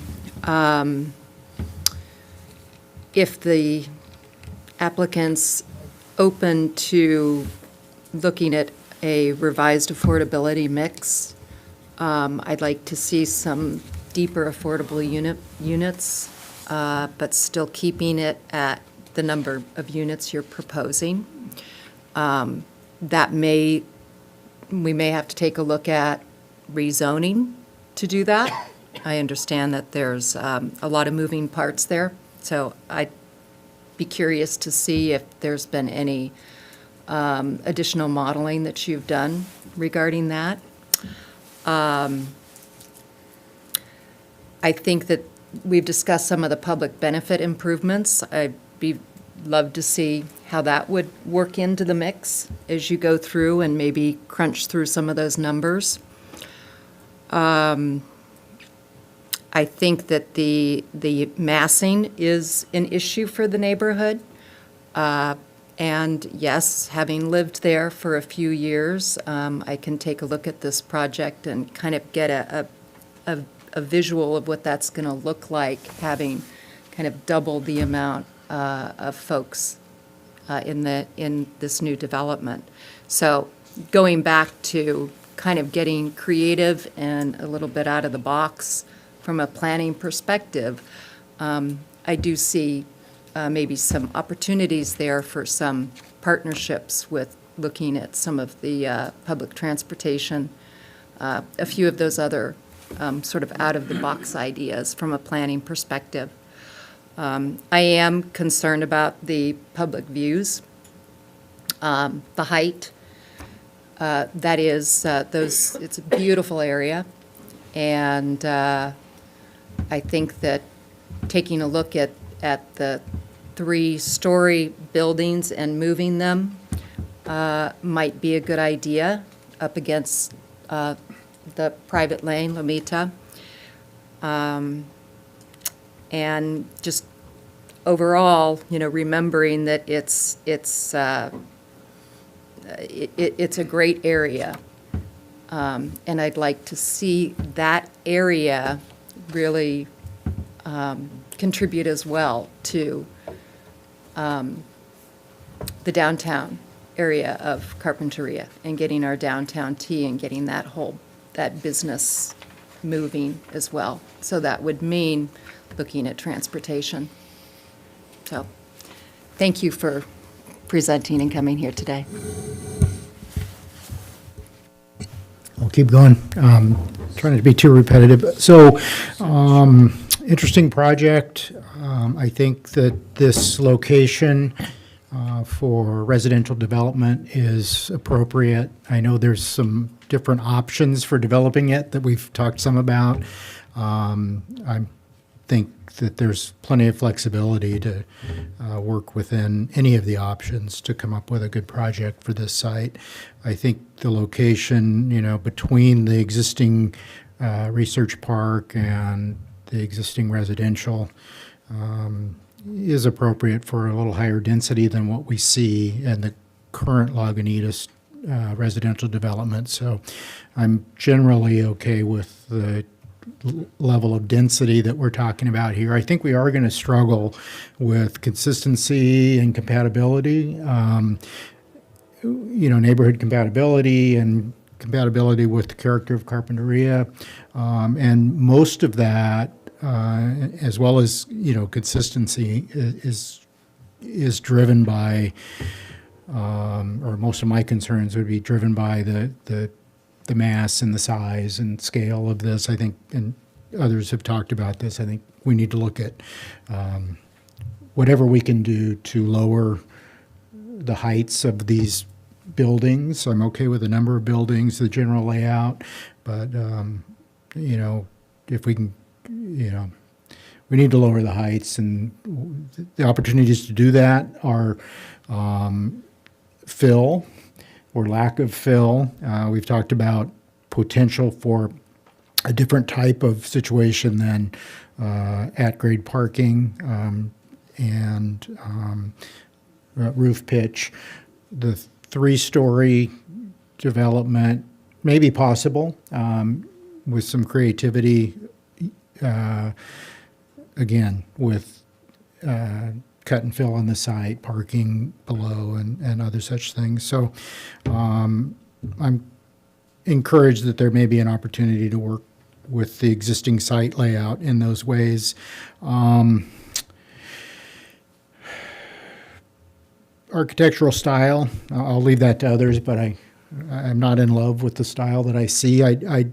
You know, if you have an opportunity to work with staff, if you have, I know you've worked a lot of other developments, sounds like, so I'd be interested in driving through one that might be similar to what you're thinking for this site. So if you could work with staff and perhaps let us know of a development that might not be too far away that we might take a look at. And if we can't drive through it, maybe just Google Earth it or something. I'm just curious to see what it actually looks like in real use. What else do I want to talk about? Minor stuff, utilities. I see transformers on the site plan that should all be undergrounded, including transformers. All the utilities should be underground, I think. And what I didn't mention yet is unit size. I understand what you're going for here for, families, and I think there is a need for families who can afford it to, market rate housing. I don't think we should sell short the current proposal of 10 moderate units. That's a significant number of potentially affordable for workforce housing in this area. So I like that. I think we probably would be looking for more, perhaps, in terms of more options and opportunities for affordability. And I think one way to do that might be to add or replace some of the existing larger units with perhaps some smaller unit sizes as an option. I'll stop there. Thank you. I want to thank you for your presentation. I think that it's got potential. I'm stuck on the underground parking. I just think that it would make everything a lot more doable. It'd open up open space, do away with all of the parking problems. So I think that I'd like to see that looked into a little closer. And then you're going to have a huge amount of fill with the present plan any way you go. And that's not cheap. So there's a lot of factors economically that could be looked into a little closer. The pitch, I don't know there's very many 8x12 pitch houses in Carpinteria. That's like, it's kind of, I work in the trade and I very rarely go over 5 and 12. And so it's more of a Cape Cod kind of thing, I think. Anyway, that's up to your architect. As Mr. Benson pointed out in his letter, then he never got to talk about it. It was that Lameda Lane, private driveway, basically, is a potential health and safety issue because in an evacuation, the residents leaving this establishment would plug up the people that live on La Menida to get out themselves. I think I'd like to know what the fire department thinks about that. But we need housing. We just need housing, period. You build houses like this, and people move from one place into these, and the places that they left, they become more affordable. And that's just like the way it goes, basically. And so, it's always too expensive. Always. It's never cheap enough. So, and see. I think that this project should have an adequate amount of amenities to not rely on a city park for them. I think, you're light on the amenities, and I'd like to see more of that. But, you're in a primary situation, and I think there's a lot of room. And I like the 3 and 4 bedroom units because they denote home rather than investment. That's the thing. Real estate just went from being a home to being an investment. And then when the pandemic happened, that kind of changed things. So I like it because people would buy them and raise their family there and stay there for a long time. And I think that's really beneficial for the community as a whole. So that's all I got. Thanks. Thank you so much for your presentation. I'll echo a lot of what my colleagues have said already. You know, I think that this property has had a lot of projects, you know, brought forth, and I think this is the most in line with what would work in Carpinteria. With that being said, speaking about neighborhood compatibility, I do think that there's a lot of opportunity for there to be more variation in just height, size, and, you know, just variation sort of brings character and charm. And this is a community that prides itself in its character and charm. I'm really hesitant to push that height limit. I mean, I don't see that we're getting enough concessions with affordability to even be considering it. It's too big, too high. I think this piece of property is special. This is a special part of town. It has a creek running next to it. It's beautiful, and I think that if this project can, you know, sort of really take into consideration where it is, its sense of place. And that really comes into that idea of views and what are we looking at, and what are these houses looking at, and what are, you know, visitors to the neighborhood looking at. More affordability is my biggest issue here. The parking too, of course. But the thing that really I keep thinking about, the first thing you said was look at how close it is to the schools. Well, this is a community that's only 4 miles wide. So it's actually like probably a furthest distance to the schools. And the only reason that that's even a conversation is that every single morning, 200 cars are going to have to leave to take their kids into dense areas through what is pretty much the densest area to get them to those schools, which is already a difficult thing to do.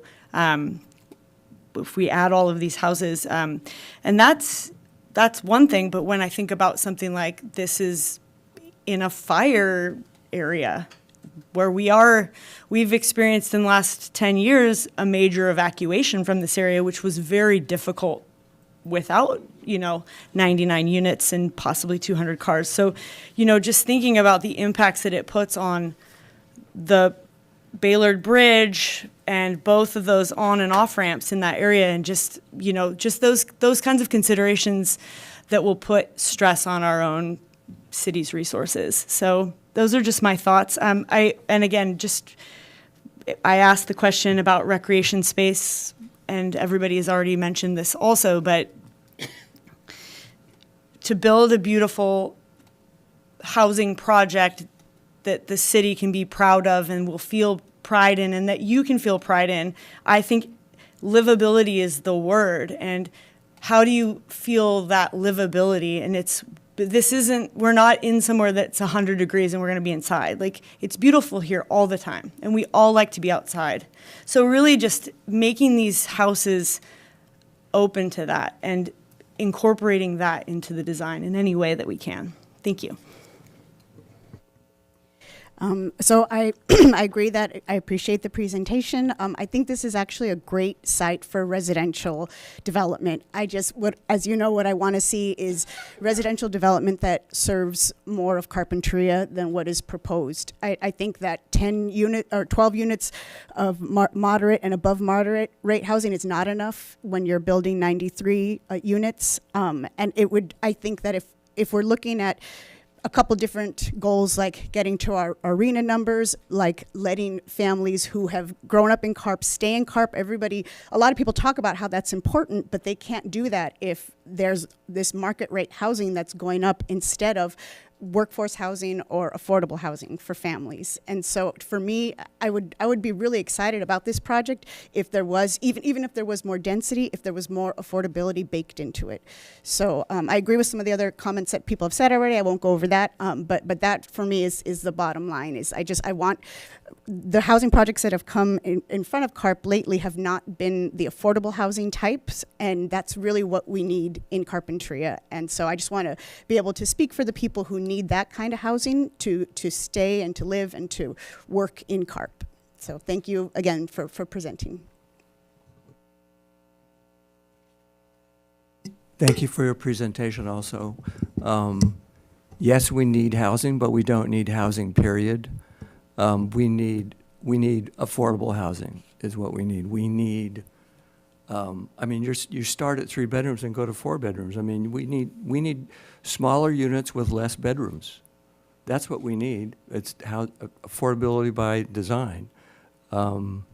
So I think that's a huge issue, but I also have other concerns as well. I think we need to address the compatibility with Lagunitas in terms of the height and massing. I think we should have underground parking. I think we should reduce the plate heights, and we should reduce the slope of the roof. I mean, we've got to stay at 30 feet. I mean, I think that's what I want to see, is stay at 30 feet. And, you know, the public views are really important, and they're from both directions. And so I think that the 41 feet is, I wouldn't want to see. So I guess that's it. Okay, always great to be last. You guys have already heard pretty much everything that's been discussed. I would like to make a few points, though, that weren't brought up. First of all, we talked about 3 stories being, you know, the only one that we haven't done before. But for the public to be aware of, there are a number of 3-story buildings here in town, especially along the beach area. There's even a few along Carpinteria Avenue that we actually approved at that point in time. If you look at the hotels, things like that, also the same thing. So we've already kind of, I think the tallest one that we have in town that was approved was the Best Western. That included the tower port element of that one. That was extremely controversial, and why we ended up doing it, I have no idea. But again, because it was a feature element, probably. I do like the idea of trying to minimize the height. I think that's going to be an important factor. Another thing that we take a look at, we talked about parking as a problem, we talked about traffic. The highest density area in all of Carpinteria is right off of Baylord. That area there, there's no area in Carpinteria built more dense than that extreme area there. The unfortunate part, potentially, is that the county is talking about adding their housing density bonus at the end of Baylord with between 176 and 213 units. That was been discussed at one time. Where are they going to come out of? They said they're planning on using Baylord. And so it's going to make it very difficult to see in the future if, in fact, that becomes the case. If it's out of our hands, we are going to be on one side of a line, the city line. They will be on the county side of the line. So we'll see what happens there. As far as the architecture and design, I think that's going to be left open. I'm going to leave that to the ARB to work with. They're the ones that are tasked with that specific duty. So, again, I'm sure it's going to be well worked out and well thought out. If we look at the unit itself, I like the idea of actually having, if we are going to do 3 stories or the higher units, that they would be more centralized and away from the edges of the existing Lagunitas estate homes up there, but more towards the center, more towards possibly Lomita, or centralized within the specific development itself. The other thing I looked at and I didn't see is if you look at the traffic flow that is designed, and again, I know this is just conceptual, there are no turnabouts anywhere in that thing. You have to actually hammerhead in and out of any one of those areas. So that may be something that you want to look at. If you're coming in off of Villa Real, there should be some way if somebody comes in that they would be able to turn around at the far end of it. A turnaround, something like that, that would make it much more convenient for everybody included. The other item you may look at, along Lomita Lane, the houses or the buildings are all built parallel to Lomita Lane. Yet on the other side, where you have the creek, they are perpendicular. And the reason I bring this point up, if those are actually turned sideways, you could then have an existing buffer, potentially using a driveway, something like that, that you could access in from the backside of that. And the reason I point that out, then you would have no turnarounds in the central road. They would all be on the backside. This would also give you a buffer to the existing houses that are there, along with that park area that we did talk about. Believe it or not, when Lagunitas was first built, the idea of that lower area was going to be a playground. We were going to put a sports field there. From that, then became commercial buildings. That was going to be a proposal potentially, and now we're coming back to the housing component of it. So it's gone in quite a few directions. I think we've looked at every possible use for that piece of property. Housing is something we have to do. If we look at this one here, how would this impact and affect the city? Probably not as much because it's in an outlying area, but we still have to be very cautious of that one. Why? Because there are only certain ways in and out of that one. Fortunately, Via Real has now gone through. Before that time, the only way across from there was to go to Baylord or go to the highway at the other end of that side. So now with Via Real coming through, at least we won't be locked in completely. But again, we should take a look at this because this will impact what's going to happen at Baylord. Not only this one here, but the other potential building sites we're going to have from the county. At one point in time, he also heard a rumor of Lomita at the end of that one being a potential housing site for county. This was probably a rumor, but let's hope that doesn't come true. Anyways, again, I wanted to bring a different perspective on what everybody else has been talking about, and I think this will help you out. Again, appreciate the conceptual review. More large developments like this should go through this process, and I'm glad you took the time to do this. Public input's the best way to get these things moved forward. Thank you. Thank you for your comments. Thank you all for coming out tonight. Thank you to the applicant for presenting to us just a few of my comments. You know, it really seems like infill development really is your bread and butter, and so my hope is that, you know, we give this community perspective. Just some concerns there, or some things that come up for me is neighborhood compatibility, and just in terms of the amount of units that are being proposed. I think the height needs to decrease. In terms of recreation, I'd like to see more of that on the proposed site. However, I also like the idea of maybe there being a city park. However, that is not in the foreseeable future of the city at all. So maybe that's something that the applicant can build out and develop. That could be interesting. In terms of parking, and I know, and I saw in your slides that although I believe the state was requiring like 155 spaces, you are going a little bit above that, which is great. However, I still think for this part of the city of Carpinteria and in that neighborhood, that is not enough parking spaces, and I feel like that is a problem that is going to get dumped onto the city and surrounding neighborhoods, which is really concerning. And unfortunately, right, at least what I always hear is that your most dense housing should be downtown. And in this case, it's on the outskirts of Carp. And I think that also goes back to the school, although the school is 3 miles away. If it was a mile away, I'd say, oh, for sure, parents would totally walk that with their kids. Unfortunately, that's not the case. And, you know, unfortunately, the closest elementary school to you is probably one of the most impacted areas when it comes to drop-off. I always avoid that area in the morning. And I would say last but not least is affordable housing. Yes, we need housing. We're mandated by the state, but I think this is a really great opportunity to ask if we can have more affordability. Very low and low income housing is really important. I would say, to me, we haven't seen our, teachers and, be able to afford to live here, unfortunately. And I think as these projects are being proposed, I think that's, just something I'd like to highlight. And with that, everyone has made their comments, and I'd like to thank again the applicant for being out and participating in this process, as well as the staff for preparing a report. And if there are any other comments, we will go ahead and adjourn the meeting. And it is 7:41. Okay, thank you.